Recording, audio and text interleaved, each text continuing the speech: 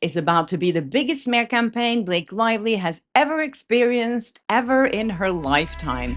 Yeah, we've lost some talk. Hi and welcome to Blossom Talk. I'm Kjersti Flå, journalist, Hollywood truth teller, and your voice of reason in a town built on delusion. Before I get into all the crazy news, you guys, which is making me so enthusiastic, I can't really hide it. I have to tease my podcast tomorrow because it's really an important one, and I hope you can tune in because I have interviewed a man who's experienced the biggest trauma of his life. You won't believe this crazy story of what happened to him when he was working for one of the biggest animation studios in Hollywood, something that traumatized him for the rest of his life, and no one did anything about it. So please tune in to my podcast tomorrow to hear his story and support him. Anyways, let's get back to what just happened last night. Taylor Swift teased her new album. And now we know it is at least one song about Blake Lively. There is just no other explanation for the title of this song, which is number 6 on Taylor Swift's record. There are 12 songs on the record. It's her 12th album. And number 6 is called Ruined Friendship. I mean, there's no Easter eggs in that. That song is definitely about her ruined relationship with Blake Lively. She also has a song, track number 10, might also be about Blake, who knows? The song is called Cancelled. It's with capital letters and exclamation points, something that Taylor pointed out in this interview on the podcast with her boyfriend Travis Kelce and his brother Jason. Jason interviewed her on his podcast last night. And she had a few things to say, although she didn't talk specifically about what had happened with Blake Lively on the podcast, which I thought, I wouldn't expect her to do that. She did mention how some of her friends are so thin-skinned when it comes to things written about them on the internet. Just listen to this. I have so many friends or acquaintances or people where they'll see one comment they don't like, right, and it will ruin their day. It'll ruin their night. Information is power, I guess, unless all of your information is geared towards you thinking that everything is about you. If your algorithm is giving you either criticisms of yourself or adulation or praise, you're creating an ecosystem in which you're the centerpiece of the table. And I just don't think that's healthy.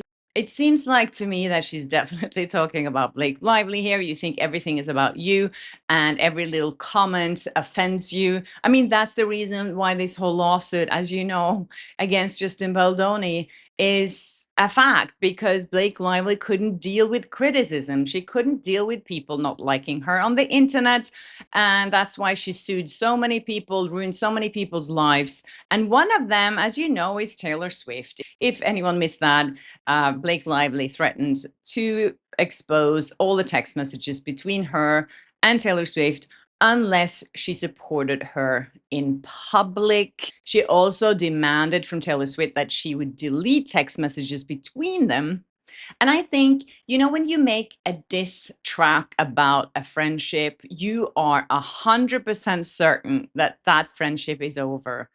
If Taylor Swift would have thought that there was anything left of that friendship, she wouldn't do that. So this is a definite nail in the coffin for their friendship. And this is about to be the biggest smear campaign Blake Lively has ever experienced ever in her lifetime.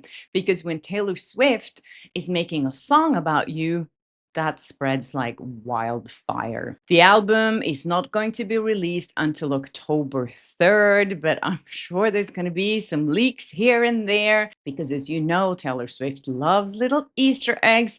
So in this interview, Taylor went through every single track and explained a little bit about them, not too much though, so we don't know what they're about, but she did explain the titles of them all. Every single song is on this album for hundreds of reasons. And the thing is, when this album hits, the mainstream media can't ignore what's gonna happen with these songs, because every time Taylor Swift drops an album, everyone is digging into every song, trying to find the meanings behind it, trying to find her Easter eggs and everything. So the mainstream media cannot ignore the fact that she made a song about a friend, and we don't know what's in that song yet.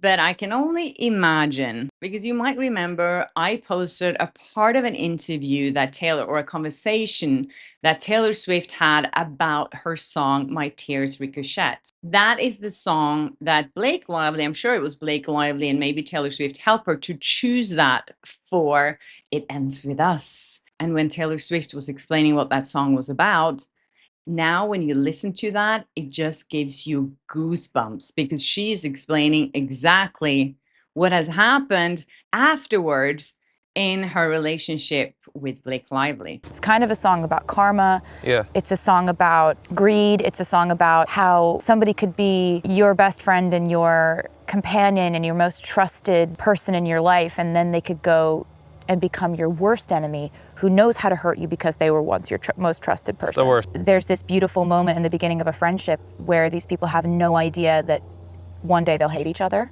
and try to really take each other out. I mean, that's really sad and terrible. Isn't that crazy to listen to now?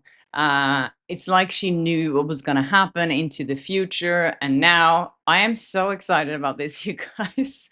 I'm sorry. I feel like Blake really deserves this. She was a terrible, terrible friend. So I think now Ryan and Blake needs to find a new godmother to their 4 children. And I can't wait for this album to go viral and people talking about that song particularly.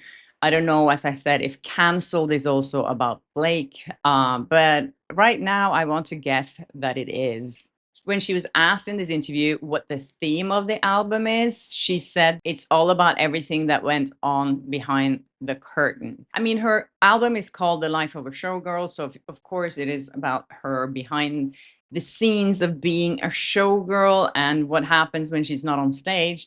But she's saying that it is about what happened behind the curtain. And she explains that the lyrics are completely intentional. Those are the words she chose to explain what the lyrics of their songs are. In an ironic twist, it was funny because yesterday there was a story everywhere about how Justin Baldoni and the Wayfarer had paid Jed Wallace even more money for him to handle this crisis and his public image, because they were afraid of Taylor Swift's fans, that Blake would activate Taylor Swift's fans. And they said that would be a nightmare. And now that karma is working in full force, this is exactly what's happening to Blake Lively. Let's see how many crisis managers she can hire to fix this. We know that she has Nick Shapiro on her team, a former CIA agent. He still hasn't been able to help her out of this. No one can help her out of this because, as you know, there is no smear campaign. Or maybe the next person she's going to sue is her former BFF, Taylor Swift. So as I said, there was a story yesterday that People magazine wrote about. They said Justin Baldoni's PR hiked monthly bill to $30K over concern Blake Lively was activating Taylor Swift fans. An alleged email from August 2024 reads, "The social team are now worried about Blake activating the Taylor Swift fan base, which is a major concern. It's obvious that Blake was planning on getting support from Taylor Swift. As you know, she called her her dragon and she was threatening Baldoni with that specific dragon. And she was definitely counting on Taylor Swift's support, which she didn't get." And also, to me, this doesn't prove any smear campaign. And you have to remember, a smear campaign in itself is not illegal. A smear campaign is only considered illegal if there is a retaliation behind it. As you know, Blake Lively accused Justin Baldoni of SH on the set of It Ends With Us. And that's the only reason why she can sue him for this smear campaign. And as you also know, she has no evidence of any SH. And as I talked about yesterday, Isabel Ferrer, who is one of her witnesses, is running away and hiding because she doesn't want to be deposed. She doesn't want to be forced to lie for Blake Lively. So one of her witnesses has gone missing. Maybe someone should create an Amber Alert, pun intended.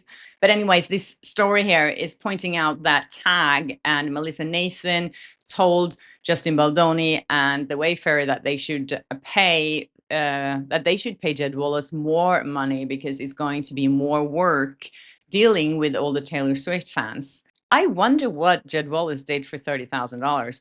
Like I showed yesterday, there was a group chat between Justin Baldoni, Jed Wallace, and the others. And all that Jed Wallace was sharing with them was like TikToks and Instagram and YouTube videos from content creators that talked badly about Blake.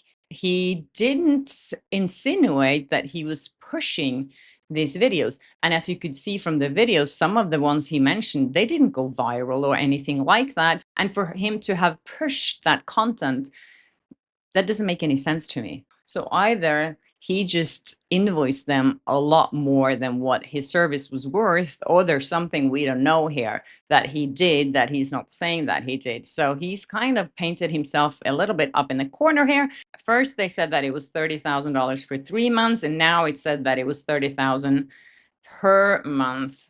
I don't know the truth here. But of course, People magazine have gotten a statement from a Blake Lively spokesperson who says there is an overwhelming amount of evidence documenting the smear campaign instigated by Justin Baldoni, Melissa Nathan, Jed Wallace, and the rest of the Wayfair parties. So the spokesperson knows a lot more than everyone else on this planet because we have seen zero evidence so far. So please, Miss Lively's spokesperson, show us the evidence. At the end of this article, though, this I find so hilarious. So People magazine says this: Lively's close friend, Taylor Swift, has come up several times during the actor's legal battle with her It Ends With Us co-star Baldoni. In May, Baldoni's legal team dropped the subpoena they'd issued to Swift.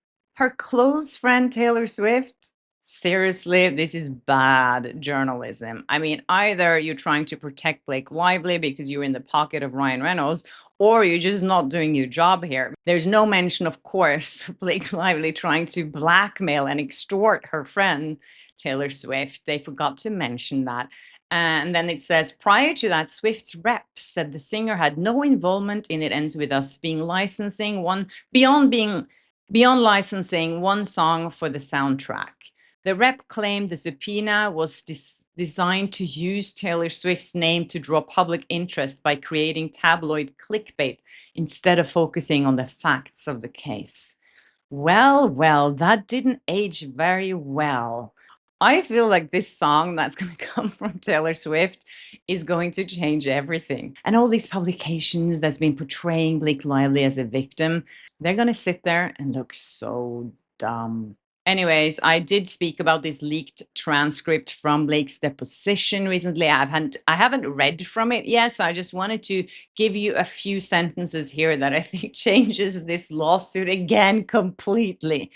So Brian Friedman was sitting across from Blake Lively asking these questions with Justin Baldoni next to him and Jamie Heath next to him, Jennifer Abel, and I think Steve Sarowitz was there, and I think maybe Melissa Nathan as well. They were all there watching Blake Lively say these things. So this is what Brian Friedman asked her. When did the smear campaign end? Blake answers, it doesn't feel like it's ended. Brian Friedman says, it's still ongoing? And she responds, it feels that way, yes. Who do you believe is involved in the ongoing smear campaign, he asks. I believe, outside of what I know through attorneys, I believe that the defendants are involved. Then Friedman asks, which ones? And then Lively says, all of them, and I believe you are. Then she tells him, I believe the act of a retaliatory lawsuit and the press that you have done and the statements that you have made about me and my character have felt incredibly retaliatory. Okay, this is about Blake Lively's feelings. This is why this is so bad for her case, you guys, because this is what Blake Lively believes and what she's feeling. And again, there is no evidence. She feels there is a smear campaign. She feels that they're being retaliatory against her. It's so funny, especially when you think about how Ryan Reynolds said that you can't sue someone over hurt feelings. Remember that? He said that about Justin Baldoni when Justin Baldoni sued him and mentioned Nice Pool. But that's all Blake Lively's doing. She's hurt because she's not popular anymore. So she's feeling all these things. How is a jury going to support that? It's all about Blake Lively's feelings. This entire case now, she felt she was SH'd on that set. She felt uncomfortable. She felt that there was a smear campaign. She feels it's still ongoing.